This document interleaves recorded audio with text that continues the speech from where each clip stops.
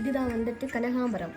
கனகாம்பரம்னா எப்படி சொல்லலாம்னா, இது வந்து முன்னாடி ரொம்ப ஃபேமஸ்ஸு. 19 கிட்ஸ்க்கெல்லாம் இது நல்லாவே தெரியும். கனகாம்பரம் ஸ்கூல் படிக்கிற பிள்ளைங்களுக்கு இல்லாத மாதிரி பார்க்காத ஆட்களே கிடையாது.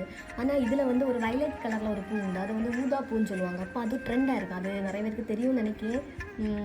இது வந்துட்டு தான் இதுக்கு பேர் தான் என்ன சொல்லுவாங்கன்னா இருவாச்சி அப்படின்னு சொல்லுவாங்க. அடுக்கு பிச்சின்னு சொல்லுவாங்க. இது வந்து எப்படி இருக்கும்னு அங்கே பாருங்கள். இதை பிரிக்கும் போது 3 அடுக்காக இருக்கும். அப்படி ஒரு லேயராக வரும். அப்படி இது ஒரு லேயரா அடுத்து இந்த லேயர்லேயே அடுத்து பிரித்தா அது வந்து கொஞ்சம் பிஞ்சு போகும் சில நேரத்தில்.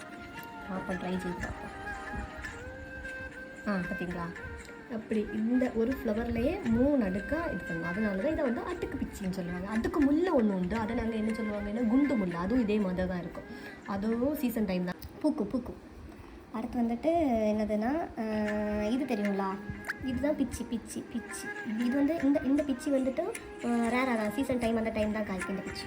அடுத்து வேறு என்ன, அடுத்து இந்த ஃப்ளவரை பண்டு 19 கிட்ஸ் எல்லாம் இந்த பிச்சி கூட இந்த கனகாமரத்தையும் சேர்த்து தொடுத்து கட்டுவாங்க. அப்போ அவங்க இதுதான் நாங்கள் வந்து ஸ்கூல் படிக்கும்போது இப்படி கட்டி நாங்கள் ரெட்டு சடையில் இப்படி கொளுத்தி போடுவோம். அது வந்து சூப்பராக இருக்கா, இந்த காம்பினேஷன் நல்லா இருக்கா, வெறும் ஃப்ளவராக கட்டுறது நல்லா இருக்கா, ரெண்டுமே நல்லா தான் இருக்குது. இருந்தாலும் எங்களுக்கு எப்போவுமே ஸ்பெஷல் இதுதான்.